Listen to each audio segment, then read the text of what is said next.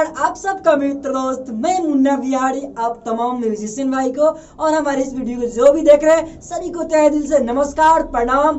भैया बहुत मेहनत करके मैं इस म्यूजिक को बजा रहा हूँ। आप सब पूरा फुल वॉच नहीं कर रहे हैं हमारे वीडियो को। आप लोग पूरा हर वीडियो को मेरा वॉच कीजिए और वायरल कीजिए। अच्छा लगा हो तो एक लाइक कर दीजिए और चैनल को सब्सक्राइब कर दीजिए। आज के लिए इतना ही था। Good take care bye by.